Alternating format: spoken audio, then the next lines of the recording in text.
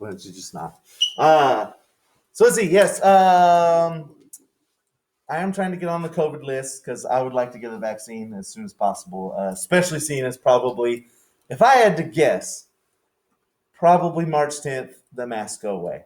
Ellis County has not been the best county as far as all this. So I'd be surprised if anybody in Ellis County stands up and was like, yeah, we're going to keep wearing the mask. We'll see how it goes. I don't even know if the school district will even have a choice on it. It depends on what the TEA decides, but we'll be wearing them at least until March 10th. And don't be surprised, at least a handful of teachers are going to continue to wear them. I know most of the teachers will probably go ahead and rip them off, but I'll be wearing mine. I know most of the teachers in this hallway will continue to wear theirs. So if you want to keep wearing a mask, keep wearing a mask. It's not that bad. I'm used to it by now, and it doesn't bother me. So the other thing I want to say about the SATs, are some people taking the SATs tomorrow? Is everybody taking it today? Anyways, I took my SATs 6 years after I graduated high school, which is weird. So if you hear someone telling you, go ahead and take it now, you just want to take it just in case, you might actually want to do that because it was really weird for me. I worked for 6 years and then decided to go back to college. And so to take the SAT, I literally had to go back to my old high school, Waxahachie High School, 6 years later. So like I'm a fully grown adult, walk into the library, sit down, and take the SAT with other like juniors and seniors. And I did good on it, but it was really weird sitting down in like your old high school. So yeah, that's my SAT story. I took it a long time after I graduated high school. And you think you forget stuff over spring break. Like we come back from spring break and you're like, I don't remember any of this. Imagine 6 years after high school having to like go back and study like SAT books and try to figure out what's going on. It took me a little while. So that's my little SAT story for today. What we got going on is, like I said, everybody close your Chromebooks real quick. And Rocky, put your phone away. There you go. Oh, all right. Well, close your Chromebook real quick. All right. Appreciate it. My bad. The quiz. You asked about the quiz, Rocky. Just to show everybody, we got quite a few assignments. Why is this not working right? Hold on. Let me just do this. Go out this way. There we go. We got quite a few assignments to go through before we get to the next quiz. So we just did Boyle's Laws just out of the screen. We got to do 1, 2, 3, 4, 5, 6 more assignments before we take a quiz on all this stuff. And so we still got a little bit of work to do. Today we're going to knock off the next assignment, which is Gay-Lussac's Law. And Gay-Lussac's Law, just like Boyle's Law did, so if we look over here, let me take this with me for a second. If we look over here, we took our ideal gas law, the PV equals nRT, and we kind of fudged it around and gave us a starting number and an ending number, and we converted it into combined gas law. This is what we did Friday of last week before we even started on this. And I told you this is where all of our formulas are going to come from. So we took the combined gas law, and we essentially just got rid of the N's and T's, and we came up with Boyle's Law. And Boyle's Law is only about pressure and volume. So today, we're going to do the same thing, but we're going to get rid of different stuff. Today, we're going to use temperature along with one of the other variables. And so the equation is going to look a little bit different, but it should be very similar in the way that we kind of go about doing the math. So let's take a look real quick and see what we got here. If I can make this big. I need to calibrate my pen. So Gay-Lussac's Law. Gay-Lussac's Law, the Kelvin temperature and pressure of a gas are directly proportional. What does directly proportional mean? They're going together instead of opposite. Yeah, so if one gets bigger, the other one's going to get bigger. If one gets smaller, the other gets smaller. When the number of moles and volume are held constant. So what are we comparing here? Temperature and pressure. And the good example for this is when you leave, has anybody ever left a soda can or soda bottle in their car in a hot summer, and did it explode? Okay, if you haven't had one explode, you're lucky.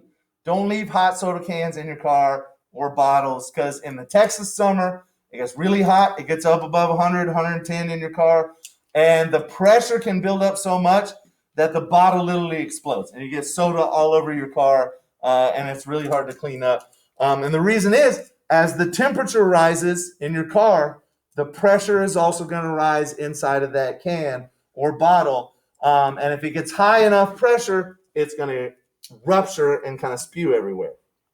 So temperature measures the average kinetic energy of particles. Kinetic energy is the energy of motion, how fast your particles are moving. And when the temperature of a gas rises, the particles move faster, which means, just like my balloon example, if it gets hotter and the particles move faster, they're going to hit the sides of the balloon more often because they're moving faster now. The more often they hit the sides of the balloon, the higher my pressure gets. And so that should be what they say next. When the temperature of a gas decreases, the particles move slower, so they're going to hit the sides of the wall less often, and your temperature should go down. Come on, why is this not going forward? So like we said, it's a direct relationship between the two. And this is just going to show an example. So when it starts off, your temperature is low and your pressure is low. As it heats up, the temperature is going to come up. You're going to see the molecules in here move faster. And as they move faster, they're going to hit the sides of the container more often, which is going to cause your pressure to go up. So let's watch that happen. This pen's really upsetting me. Hold on one second. Let me do this. It's got to be done. I apologize. No, that's not what I wanted. Calibration. 5 points. Come on. 5 points. Give me it. Let's see. One there. One there. Hopefully this fixes all my problems. Wonderful. Now let's try this again. Back. Let's play this video. Boom. There we go. So watch. As your temperature rises, they start to heat it up. The molecules are going to move faster. The faster they move, the more they hit the sides of the container, and the higher your pressure gets. And so if I raise the temperature, I raise the pressure, because now they're smacking against the sides of the container more. They're going to push the balloon out, or if it's a container, eventually they can make the container crack and bust. Temperature units must be in Kelvin. Here's the hard part. Temperature units have to be in Kelvin. And the reason is the other temperatures we use, Celsius and Fahrenheit, are made up. Know that Fahrenheit is so bad and so dumb. No offense, Fahrenheit's terrible. We don't even use it in science. Science will use Celsius sometimes, and then you can convert into Kelvin when you need to. Sapling will never even give you Fahrenheit because it just doesn't make any sense. Fahrenheit is the bad temperature. And I kind of pointed this out when we had the recent winter storm. What did the temperature get down to? Like, what was the record temperature we had during that? It was like a -2, right? But I'll point out, in Fahrenheit, nothing happens at 0. 0 degrees is very boring at Fahrenheit. Because does anything change between 1 degree Fahrenheit and -1 degree Fahrenheit? No, water's still frozen. It's still cold outside. Literally nothing has changed. And so at least with Celsius, important things happen at 0 degrees. Water freezes at 0 degrees. Where does water freeze at Celsius? Where does water boil at Celsius? Does anybody remember or no? What temperature does water boil at Celsius? 32. No, that's freezing for Fahrenheit. So at Celsius, water boils at 100 degrees. Really easy, right? Oh. Water freezes at 0 and it boils at 100, and everything in between is just regular water. So above 100, I got steam. Below 0, I got ice. In between 0 and 100, I got liquid water. Isn't that nice and neat and awesome? Does anybody know what temperature water boils in Fahrenheit? You're actually really close. Most people don't know it. It's 212 degrees. Yeah. And so, yeah, it's a weird number, 212. Like, I don't know. But yes, Fahrenheit is not very good. It's not good if you're using math. It doesn't make a lot of sense. It's totally made up. We're used to it now, so we like to use it. But if one day somebody like the president is like, we're going to switch to metric, be okay with that. Just be accepting of that. It'll take you like a month to get used to it, and we'll all go back to normal, and everything will be okay. So just remember, you have to use Kelvin, and we'll go over the conversion for that in a second. So here's our formula. Notice we still have 1s and 2s, but instead of pressure and volume, this time we have pressure and temperature. So our formula is P1 divided by T1 is equal to P2 divided by T2. And the only problem here with this one is you might have a little bit more work depending on what number they're asking you to solve for. That's kind of the important part. They're going to give you one of these. If they're asking for one of the pressures up top, the math is relatively easy. If they're asking for one of the temperatures on bottom, that's going to be a little bit more difficult. But there's one extra step that we can do that will make this relatively easy compared to the last one. So 2 temperature scales are commonly used in science, Celsius and Kelvin. Notice they don't mention Fahrenheit because we don't use Fahrenheit. It's not very good. But essentially the difference between these is 273 degrees. That's your number. And really, you're going to do this a whole bunch. You might want to go ahead and memorize that. So 0 degrees Celsius is 273 degrees Kelvin. Or if you go down further, negative 273 degrees Celsius is 0 degrees Kelvin. So if I want to convert from Celsius to Kelvin, what do I have to do? I add 273. I just add it. Plus 273, that's my temperature. If I have 5 degrees Celsius, I add 273 degrees, and I'm at 278 degrees Kelvin. Does that make sense? So you're just adding 273, or if you want to go back the other way, subtract 273. So that's the key there. 273 is what it's about. Now, Kelvin, real quick, because I got to mention this. Wake up, Rocky. Rocky, wake up. Heads up. Come on. So I got to mention this for Kelvin. Kelvin is the only real temperature. Celsius is still made up. Even though it makes sense and we can use it really easily, it's still just a made up temperature. Kelvin is the only real one. Why? Kelvin is actually describing how much your molecules move. And so at 0 degrees Kelvin, literally, even in my brick here, there's no vibrations in my molecules at all. They're literally frozen, stuck. They're not moving. There's 0 energy. Now, the reality is we have not been able to get to 0 degrees Kelvin. We cannot create it. It's almost impossible to have in reality. And even if we could have it, we couldn't check it. By checking it, we would increase the temperature some, and it would be not 0 degrees Kelvin anymore. And so this is like a scientific goal that we're trying to get to, but we may not ever get to. But we still use it in chemistry. And most of your math, well, actually all of your math, has to be done in Kelvin. So if they give you a temperature 1 and in Celsius and they want your temperature 2 in Celsius, you have to subtract 273, then set up your formula and do your math. And then when you get your answer, add 273 back, because all of your math has to be done in Kelvin. So just remember that. So 0 degrees Celsius is equal to 273. How do you convert between the two? You're literally just going to add 273 to Celsius to turn it into Kelvin. Or if you want to go backwards, subtract 273. So here's our example. A gas at 25 degrees Celsius and 2 atmospheres of pressure is heated to 50 degrees Celsius. What is the resulting pressure of the gas sample? So they give me temperature 1 and pressure 1. And then they give me temperature 2. And they're asking me for what is my pressure 2. So the first thing I need to do, because I have to be in Kelvin, I need to convert these temperatures over to a Kelvin scale. So let's do this on the board real quick. And I'm actually going to do it over here because I got a little bit more space. So my formula is P1 over T1 is equal to P2 over T2. So pressure 1, pressure 2, temperature 1, temperature 2. What are my numbers that I have? I have my temperature 1 is 25 degrees Celsius. I need to convert this to Kelvin, so I add 273 degrees. Oops. 273. So my temperature 1, instead of being 25 degrees Celsius, I add that to 273. And it's like 298 degrees Kelvin. It's not actually degrees, it's just K. 298 K. I do the same thing for my second temperature. Temperature 2 is what, 50? 50 degrees Celsius plus 273 is equal to 323 K.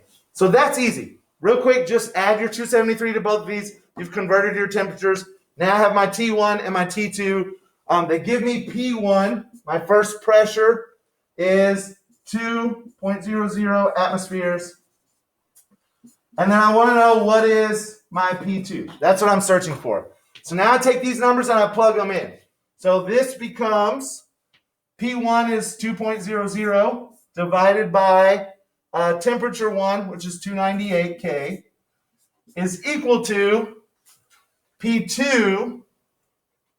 Or no, I don't have P2, so I'm keeping P2 there, and I'm dividing by temperature 2, which is 323. Now, I got to do a little bit of math. Just like yesterday's problems, I want to get P2 by itself, right? So in order to get P2 by itself, I'm dividing by 323. How do I move this 323 over to the other side? I do the opposite. I multiply. So if I multiply by 323 on both sides, what I get is 2.00 times 323 over 298 is equal to P2. And so all I have to do is multiply my two numbers on top together, divide by my bottom number. Now, real quick, this gets a little bit more confusing when the thing they want is on bottom, is one of your temperatures. And I think we'll see this in a second. So let me actually go to the other example. So I assume there's another example, and we'll see that with the temperature, and then we can move on to the problem. So we set all this up. They convert both the temperatures by adding 273. They plug it into the formula and rearrange it a little bit, and they get the 2.00 times 323 divided by 298. Your answer is 2.17 atmospheres. And we can see that our temperature went up. It got higher. So my pressure should also go up, and it did that. So they're both going up together and going down together. That's the direct relationship. So now's another one. This time they give me two pressures and only one temperature. So they want to get to this temperature. So before I plug these in, I want to show you something with this formula. If I have an equal sign and two fractions, so P1 over T1 equals P2 over T2, what can I do with two fractions on either side of an equal sign? This is something I'll do a lot in math class, and I kind of have to teach y'all not to do it when we do stoichiometry. Yes, cross multiplying is what you want to do here. And this is going to get rid of your fractions. And so if I cross multiply this, what I end up with is P1 times T2 and is equal to T1 times P2. So does everybody see how I cross multiplied to get that? And now, when we get one of these problems that asks for a temperature, it's a little bit easier to get done. So what we have is a pressure 1. The pressure of gas originally was that 1521? So my P1 is 1521 mmHg.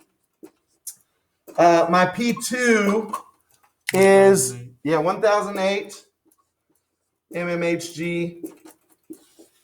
What is that? Temperature 1 is 397, which I don't need to convert because it's already in Kelvin, 397 K. And then they're asking for T2. So if I do the problem like normal, with the P1 over T1 is equal to P2 over T2, what that turns into here is what? 1521 over 397 is equal to 1008 over T2. The problem here, when I have this on bottom, it's more confusing for your brain to like organize this where my temperature is by itself and it's not on bottom of the fraction. Because if I just move this over to the bottom here, I have 1 over T2, and that's not what I'm actually solving for. And so this gets a little bit more confusing. If I go ahead and do the cross multiply, and I get it in this format, Now I just want to get the T2 by itself so I can see, just like yesterday's problem with the P1, V1, P2, V2, it's easy to isolate the T2 now because I'm just going to divide by P1 to get the P1 moved to the other side. And so when I do that, these two cancel out, and my T2 is all by itself. My formula is T1 times P2 divided by P1. I plug in my numbers here, and I go ahead and solve for the equation. And so whichever way helps you, you could also plug them in first and then cross multiply and rewrite that. So what I would have here, if I cross multiply from this point, I would have 1521 times T2 is equal to 397 times 1008. And then all I have to do again, solve for T2. So I'm going to move this underneath and divide by it. And so I put that 1521 on the other side and divide by it. And we're essentially set up the same here. We just kind of did it in a different way. So it's a little bit of math work. Don't get overwhelmed by the math work. You're just rearranging tiny equations. It shouldn't be too bad.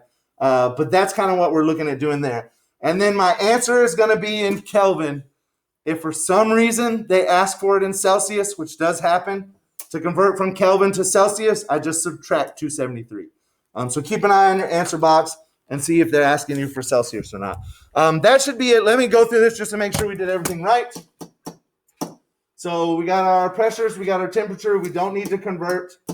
We plug everything in, and yeah, they got the same thing that I have. 1008 times 397 divided by 1521 is equal to 263. My pressure went down, so I expect my temperature to go down, and it did, because they're a direct relationship. So that's the final example here. I haven't assigned it yet, so let me go ahead and assign it, and it will be open in just a second. Resume this. Okay, so the assignment is open. Let's see what they're throwing at you here. Oh, I already even talked about this. A can in your hot car. Like, as the temperature goes up, what's going to happen to the pressure and what could happen to the can? That's just a little word problem for number one. And then right here, number two, they just throw you right in it. So you're going to start with your formula. P1 over T1 equals P2 over T2.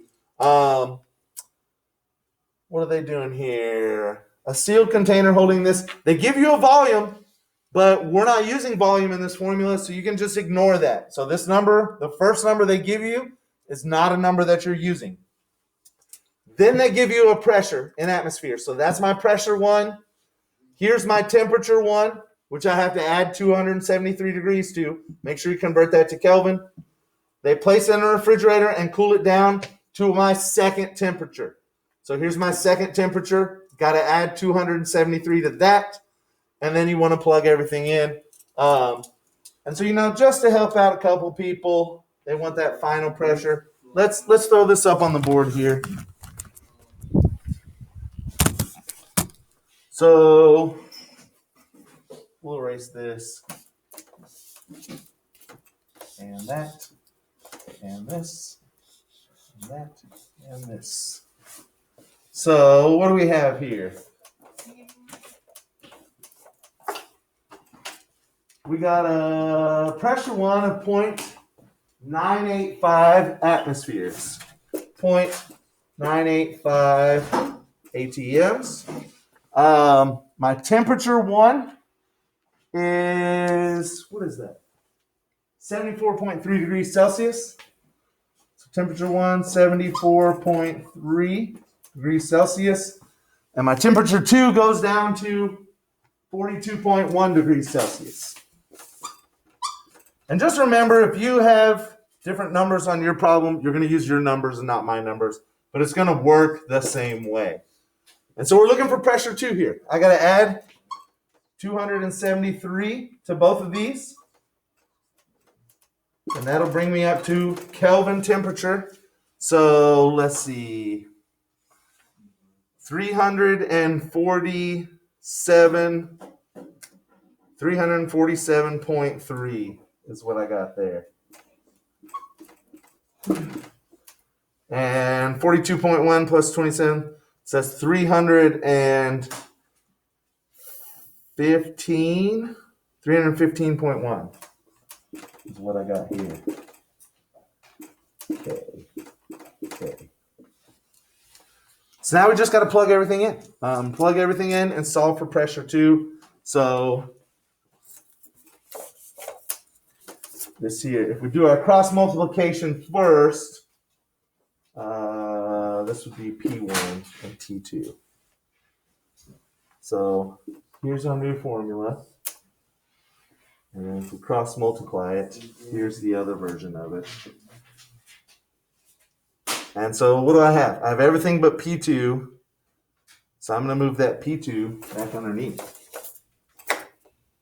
I mean the T1. So I'm going to have P2 is equal to P1 times T2 over T1. Yes. Right? Yeah, because I'm solving for P2. I want to get it by itself. So I'm going to move that T1 underneath to the other side. Now just plug everything in. And I'm going to have my pressure 1, 0.985, times my temperature 2, which is 315.1, divided by my temperature 1, which is 347.3, and that's going to be my answer there. For my numbers, if you have different temperatures and different pressures, you got to plug your numbers in. Unfortunately, yeah. That's how sapling goes a little bit, but